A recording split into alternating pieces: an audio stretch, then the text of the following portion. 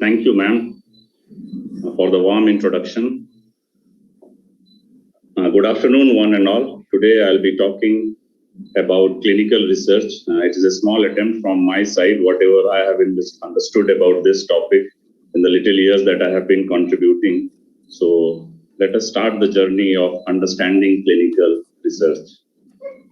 So first and foremost, let us see what is the broad scope of health research, or what do we gain from research. Well, one of the first broad scopes of health research is getting some additional or new information. The second scope that may be attributed to health research is about verifying and confirming the available information. A lot of knowledge is already there, so what we have learned we can verify by the way of research. Then third is about explaining the cause and effect relationship that exists there. One of the important things that we can test with health research is new drugs, vaccines, tools, or interventions for prevention, treatment, and control of a disease. The role of vaccine, as we all appreciate now in these difficult times of COVID, how a vaccine was tested within 1 year and it came and it became available for all of us. So, and last but not the least is evaluating ongoing programs and assessing feasibility of new programs. Government comes up with different programs that are meant for the welfare of its citizens. So we evaluate what is the success of those programs, or we find some faults, or what are some of the setbacks of those programs, and how we can suggest some new programs. So the feasibility of those programs can also be tested. Continuing with the introduction, now once the choice of study design becomes very important when we are into a health research. So as we all know, whether the broadly it can be classified into a qualitative study or a quantitative study. It can be an observational or an experimental study. It may be a retrospective or a prospective study. So some major issues with study methods and measurements are that first and foremost, we should start always any research, we should start with a pilot study. And the obvious advantages are known to all of us. Then next is the study participants' inclusion and exclusion criteria. We have to broadly outline so that we are justified in recruiting the people on whom the research will be done. So the recruitment targets and strategies, they have to be in place. The data collection instruments, they have to be decided. The measurement tools and assays have to be put in place. And the plan for statistical analysis has to be well thought of in advance when we decide about our topic. And quality control and assurance has to be at all the levels. At all the levels means from beginning till the end. So quality control can only be certified at the end of the research. But what is more important is the assurance, which has to be set up at all different levels. So with this brief introduction, now let us come and see that what are some of the things which are there in the life cycle of a research. Now, first and foremost, before beginning a research, we have to identify the data needs. What are the particular data needs in the area in which we are interested about doing the research? Then next is we have to spell out the research question. Then once the research question is decided, we have to formulate the study objectives. Next comes planning the analysis and preparing the data collection instruments. Then collect the data. Then we have to analyze that data with the help of a proper statistical analysis. And once we have done that, we will draw conclusions which are to be directly related to the research question. And we formulate some recommendations. We inform the stakeholders. Here, sometimes we do a research because of the stakeholders who put up a question to us, and then we have to answer that. So we inform the stakeholders about the results and the recommendations. And the cycle continues. So this cycle of research is very important, and it outlines the different steps that we see in the life cycle of a research. And we have to be very particular about all these single steps. So research question, next coming down to the research question. So research question normally sets out what the investigator wants to know, what the investigator contribute to that particular field of science. So what do we mean by this is that we have to be very clear about the research question. It should be very crisp, and it should clearly, by reading the research question, we should know that yes, what this study is going to achieve and what are the results. So what are some of the steps in conceiving a research question? First and foremost, review of state-of-the-art information, and depending on that state-of-the-art information, whatever gaps we analyze, we raise a question that yes, this is the question which I think needs to be answered because I have not found anything related to this question. Now that question has to be decided whether that question is worth investigating or not by the peer review. We ask our colleagues, our friends who are there in the business, whether we can research, we can answer this question or not. Then after that, we define the measurable exposures and the outcomes. After doing all this, we sharpen the initial question. That is, first, that if the question was in a layman term, we start and put on some epidemiological terms and medical terms into that question. And we refine the question by specifying details, some minor details, or describing it in terms of the nature of the study, on which population it is going to be done. So like this, how we raise a question and slowly we sharpen it, and then we refine by specifying the details. So normally a good research question, it should always pass the so what test. So what is this so what test? Well, it is an expansion of an acronym that is FINER, FINER. F stands for feasibility. Yes, with the given resources, finance, and our experience, we should be able to complete the research. It should be interesting. Then only it will involve our full-hearted involvement will be there. It has to be novel. Until unless it is novel, the sponsors, the publishers tomorrow, if we are submitting a manuscript, they want what is the novelty in this, and our research questions should clear the ethical considerations. It should not harm the subject. Next is relevant. It should stand relevant to the knowledge that we are going to gain from it. So what are the elements of a research question? Again, it is an acronym. Most of us know about it. Fine. It is PICO. P stands for the patient or population that is going to be part of our research. I stands for the intervention to be tested. And C is the comparison that is used in the research subject. Whether it is a comparative study, are we going to compare some two different treatments or two different populations? And O stands for outcome, that is to be measured as a result of intervention. So let us now see an example of a research question based on PICO. So a broad topic of interest which came into anyone's mind was women's health. So we narrowed that topic down to women and cancer. Now the focus topic, yes, women who smoke and development of breast cancer in them. So now let us expand this PICO terminology. That P stands for women. So here we are going to become more particular. That is, we are going to see in age more than 35. Intervention is we will check cigarette smoking. What is the effect of this smoking on women? And our comparison will be the control will be non-smokers and outcome will be breast cancer. So let us see how a crisp research question is framed based on all this. Does smoking among older women than 35 years affect breast cancer risk compared to non-smokers? So this is an example of a very short, well-defined, crisp question. By analyzing this question, we can come to know what is our population, what is the intervention, and what outcome we are going to measure. Even we can declare the type of study design that needs to answer this question. So once the research question is framed, now it becomes our duty to come down to the study objectives. So framing of the study objectives is very critical. Always remember that fewer the better.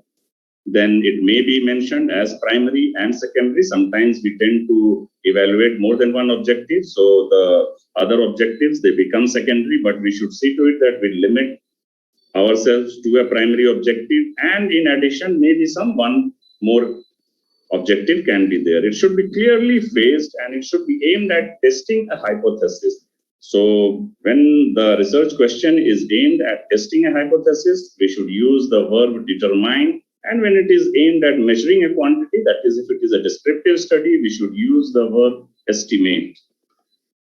So now that the we have framed the research question. Now we should next see the selection of study design.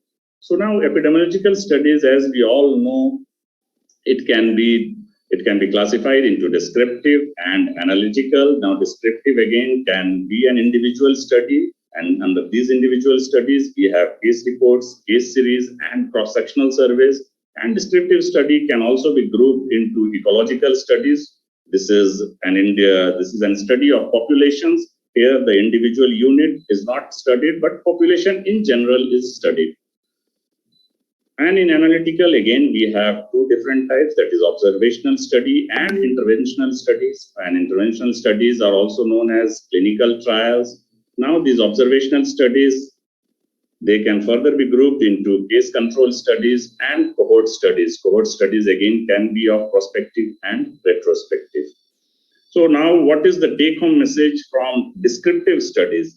Fine, descriptive studies are one of the simple studies that are normally carried out. So case reports and case series, they are useful for uncommon clinical manifestations, that is some rare clinical condition, and we report if there is some unusual finding or the laboratory findings or the patient complains of some symptoms which has not been reported. Fine, so in individual case report we can report that, or if we are reporting it for many patients, we can follow it up in a case series. Then ecological studies, they are mainly used to relate group level data, and they help in generating an hypothesis. Now with the help of the data that we have from ecological studies, we can help in framing up a hypothesis. Next is cross-sectional surveys. Now they help to measure the burden or magnitude of an health condition, an existing health condition.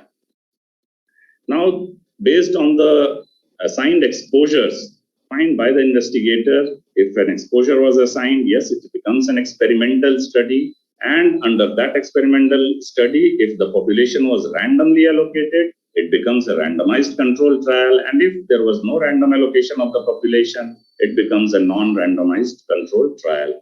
Next is observational studies. Now, observational studies, if they have a comparison group within that study, it becomes an analytical study. And then based on the direction, that analytical study again can be grouped into cross-sectional study, case control study, and cohort study.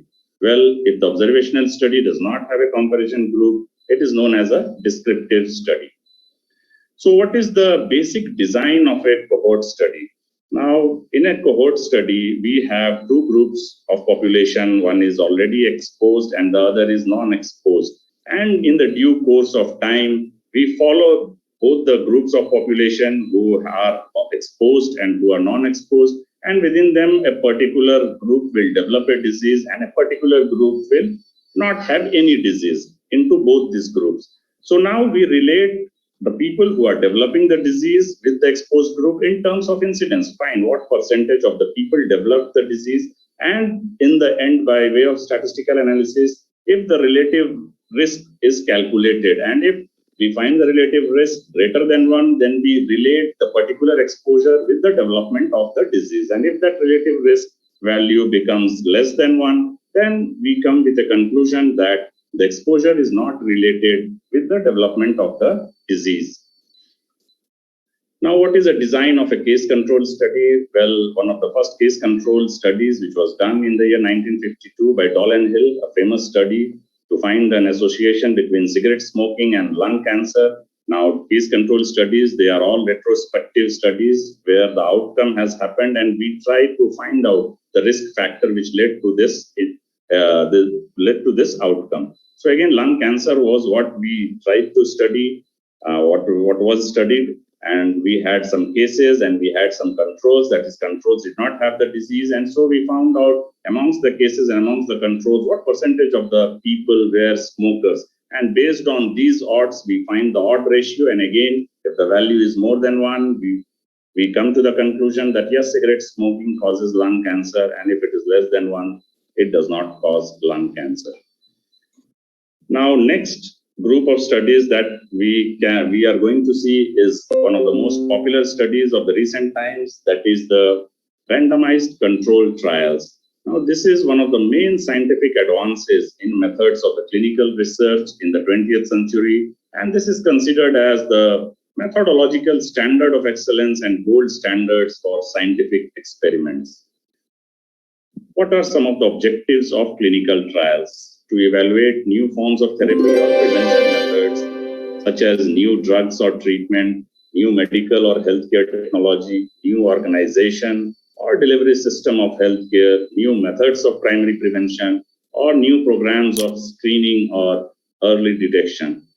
The importance of these randomized controlled clinical trials could not have been better seen that we have seen so many drugs come up for the cure of COVID-19. So this was the result of so many clinical trials randomly being done on so many subject groups across the globe. So this significance of this study is more undermined, is more we can say seen in the present scenario. So now have a brief schematic look at the randomized control trial. So we have a population suffering from the disease that becomes our sample. Then that sample is randomized.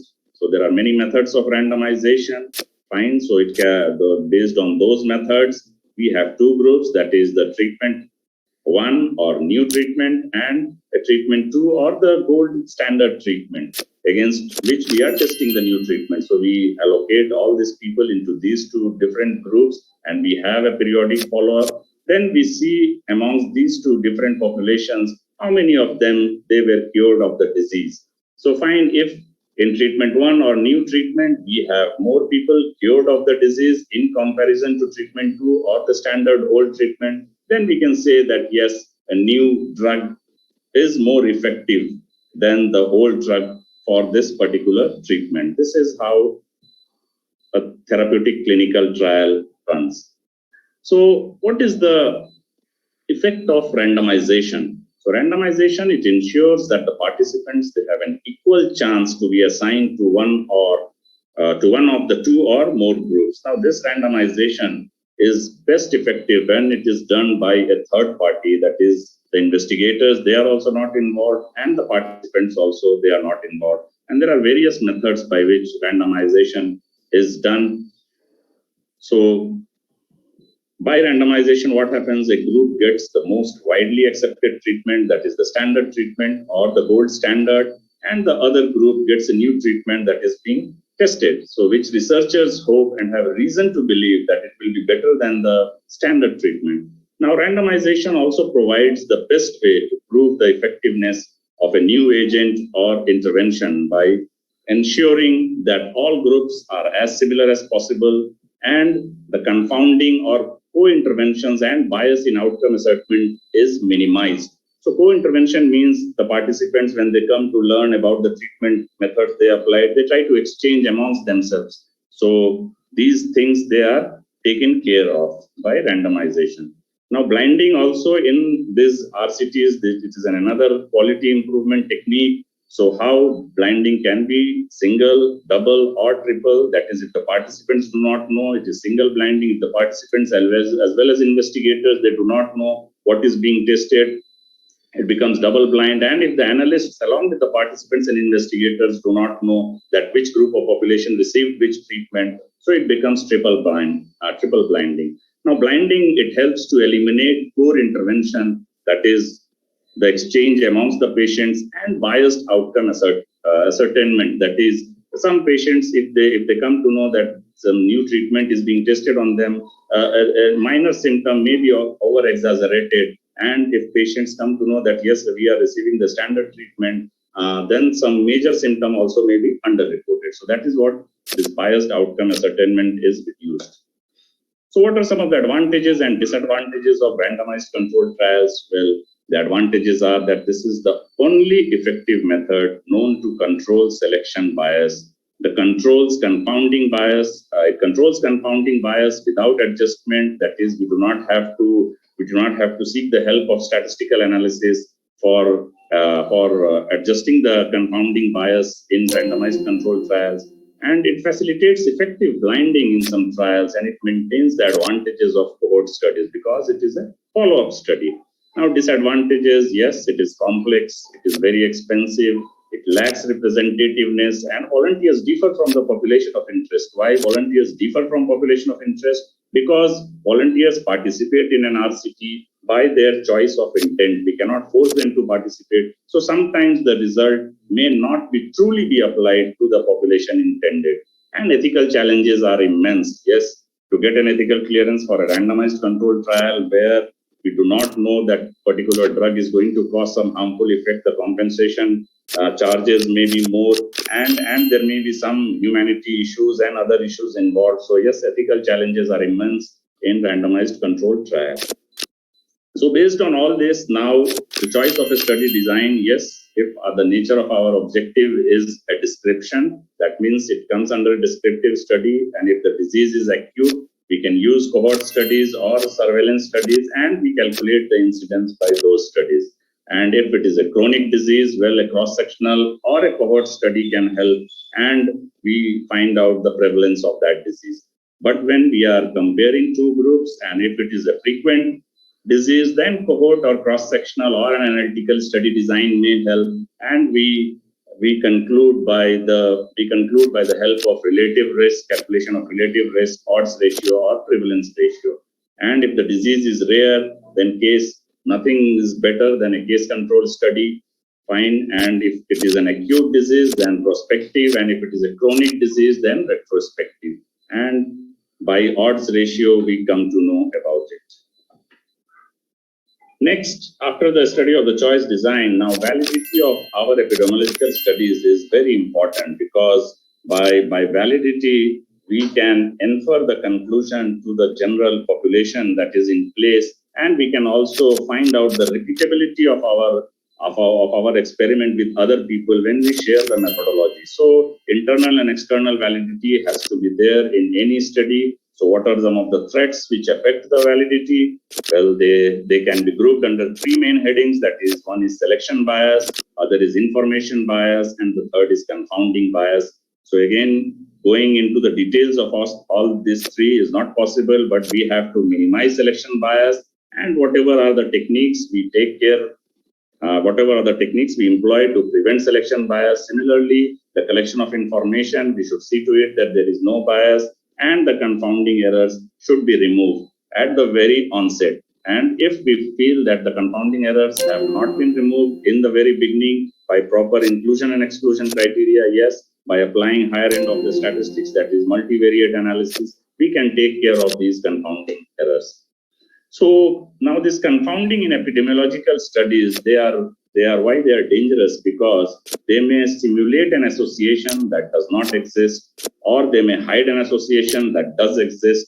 It may also increase or decrease the strength of the association, and it may change the direction of the effect. So confounding has to be taken care of, and priorly to the start of the statistical analysis, we should see to it that confounding is addressed by a good inclusion and an exclusion criteria amongst the selected population. So now the study population, it depends upon the research question. That is, the selection of the study population is dependent on the research question. Now, if our research question is how many injections do people receive in each year in India, that means the whole of the Indian population becomes our study. So we have to derive a sample based on this criteria.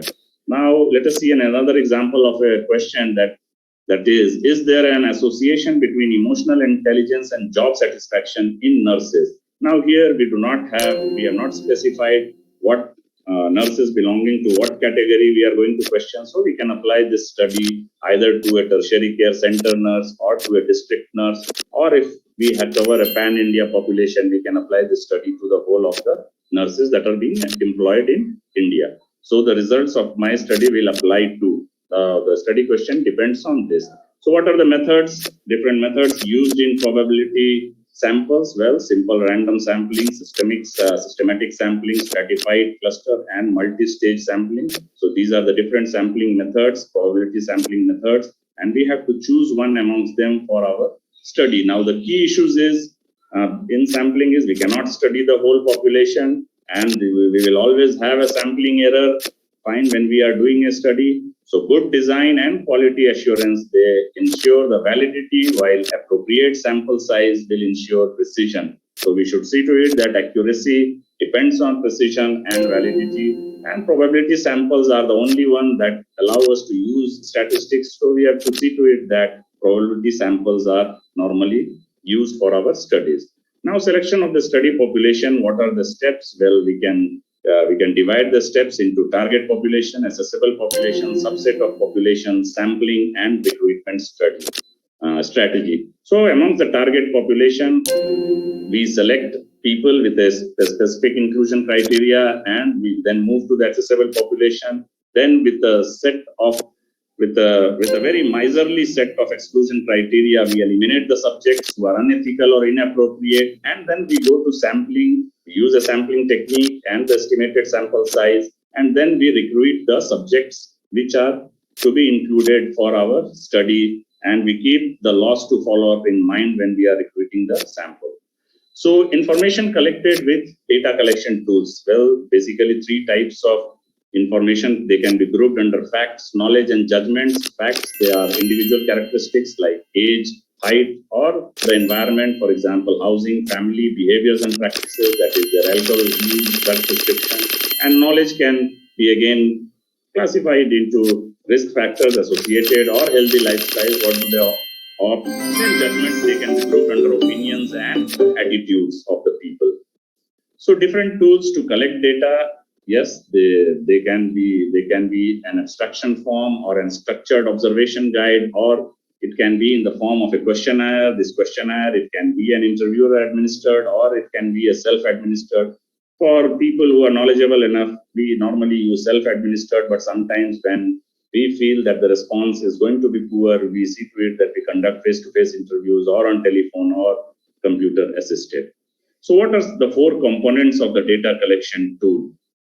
Well, we have to have an introduction and conclusion. We should have identifiers. We should have a body of the instrument and instructions for the data collectors. So identifiers, we should have a name or the code, whatever is there. We should have presentation objectives and elements of informed consent and concluding statements. Fine, we should have instructions in different fonts so that we can differentiate between the question and instructions. And under the body, we have open, closed, and semi-open types of questions. For example, open questions, there are no responses. An example can be, what disease can you acquire from tobacco, or what places did you eat at in the week preceding the disease? So these questions are answered by the individual on their own.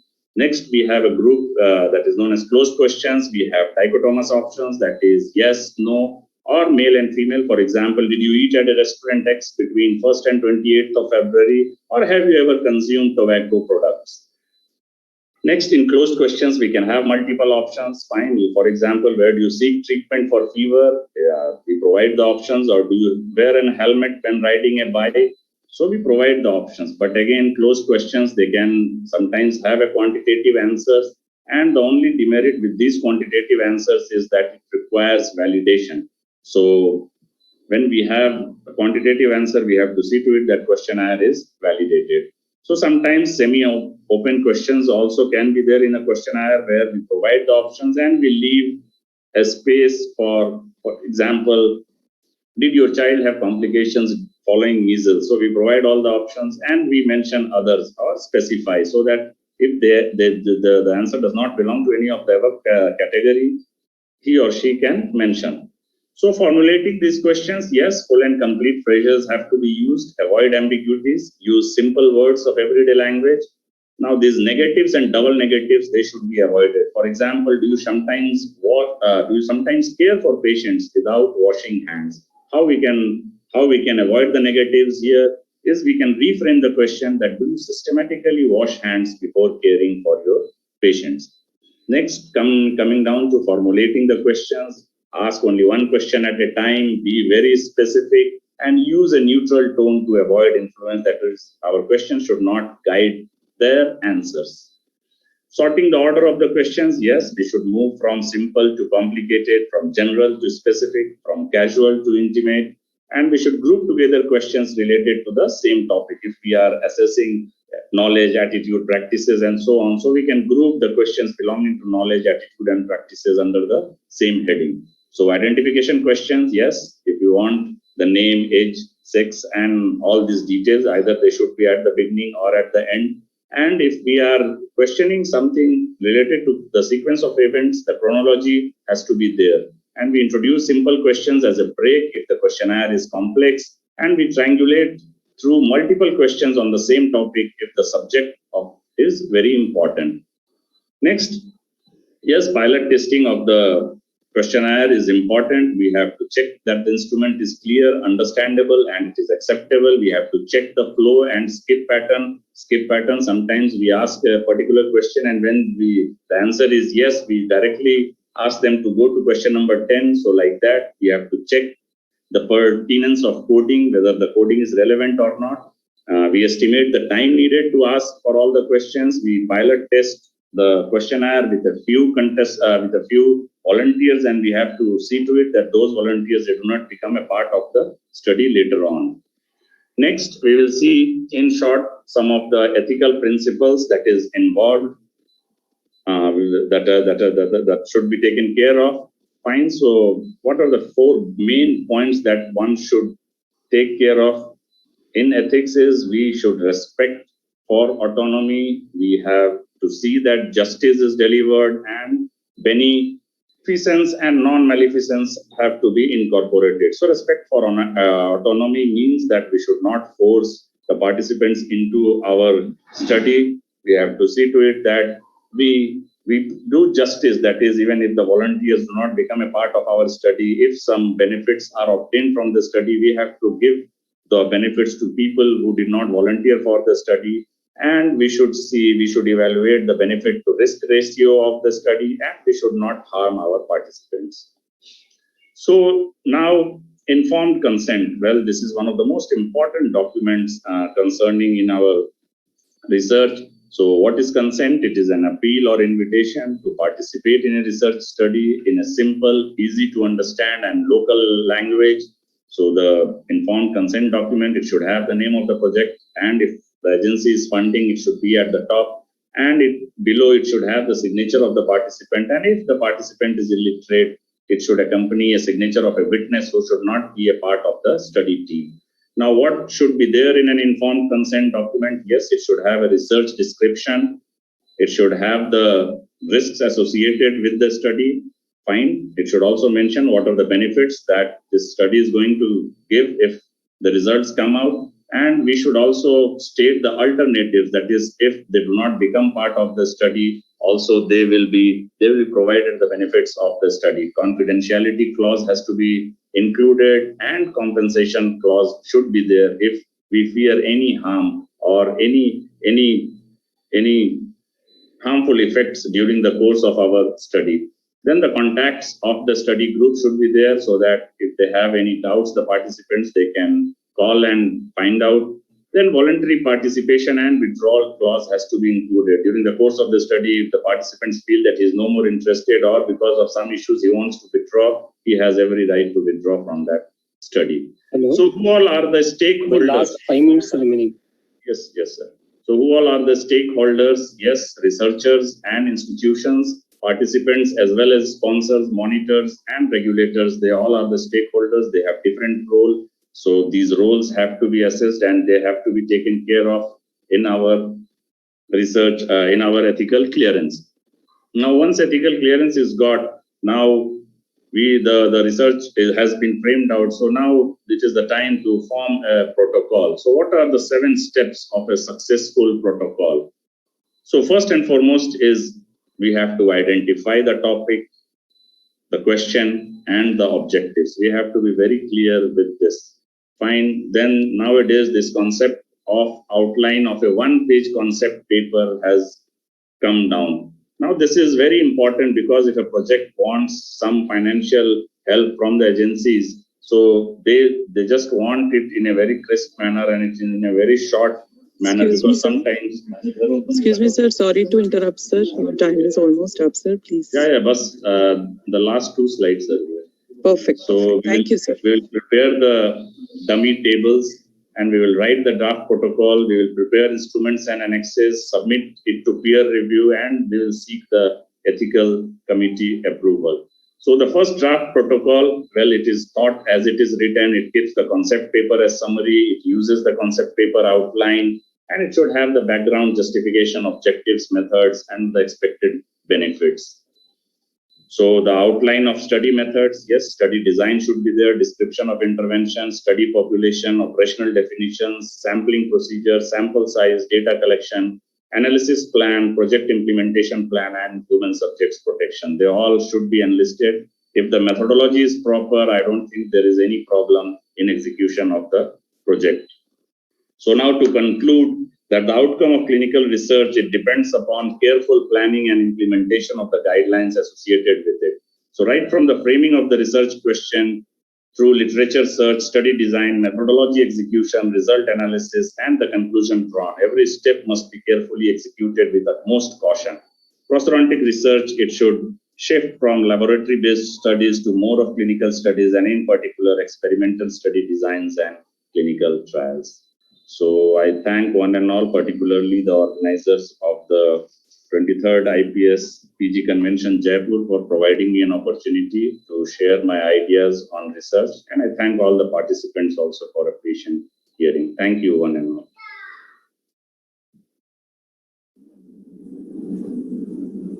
Hello. Yes.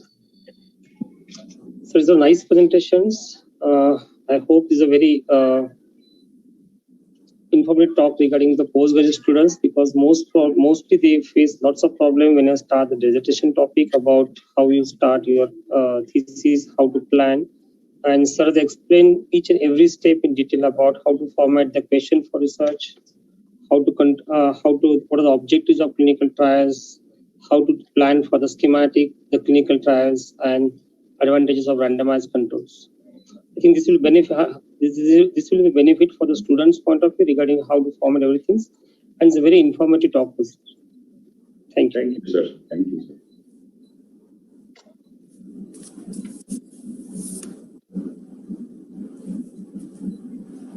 Thank you, sir.